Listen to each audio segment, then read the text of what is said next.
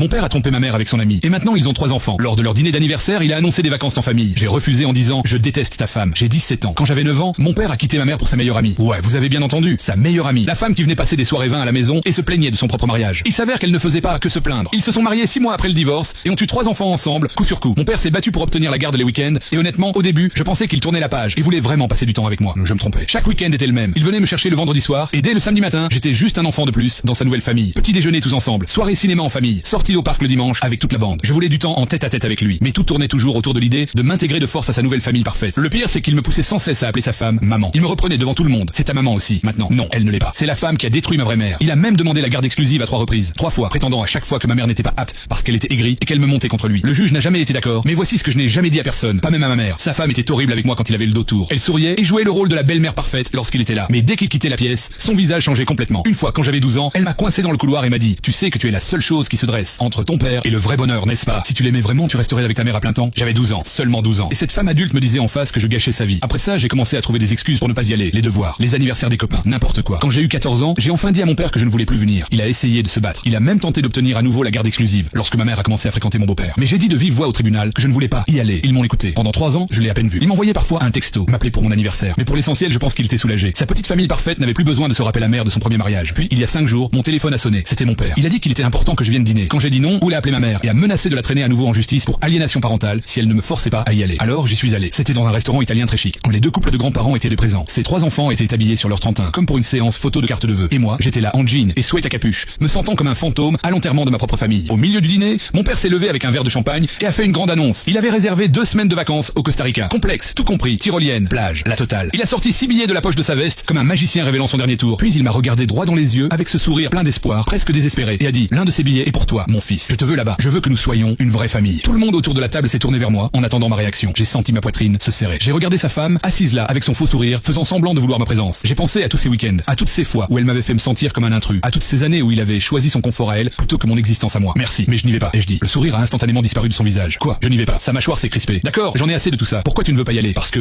quoi? Juste parce que quoi? Sa voix devenait de plus en plus forte. Les gens aux autres tables commençaient à se retourner et à regarder. Il me l'a demandé encore 5 fois. À chaque fois, je disais simplement parce que, ou je gardais le silence. Je pouvais voir le visage arrogant de sa femme, comme si elle savait que cela arriverait, comme si elle avait gagné. Alors, la 6e fois qu'il a posé la question, j'ai fini par craquer. Parce que je déteste ta femme. Toute la table s'est figée dans un silence de mort. On pouvait entendre les fourchettes toucher les assiettes de table de là. Le visage de sa femme s'est devenu rouge vif. Sa mère a eu un hoquet de surprise et a mis sa main devant sa bouche. Son père a juste baissé les yeux vers son assiette. Les 3 enfants avaient l'air totalement perdus. Et mon père, il m'a juste fixé comme si j'avais traversé la table pour lui coller un coup de poing en plein visage. Comment oses-tu? A bégayé sa femme. Après tout ce que nous avons essayé de faire pour toi, essayé de faire pour moi, je me suis levé. Tu m'as dit que je gâchais son bonheur quand j'avais 12 ans. Tu voulais que je disparaisse. Eh bien, devine quoi? Ton vœu est exaucé. Je suis sorti. J'ai laissé les clés de la voiture de ma mère au voiturier et j'ai appelé mon beau-père pour qu'il vienne me chercher. Maintenant, sa femme harcèle ma mère au téléphone, me traitant de sale gosse gâté, disant que j'ai gâché leur anniversaire et que je suis en train de détruire leur famille. Mais voici la vérité. Je n'ai rien détruit du tout. Ce sont eux qui ont tout brisé il y a 8 ans quand ils ont décidé que leur liaison était plus importante que la famille qu'ils avaient moi déjà.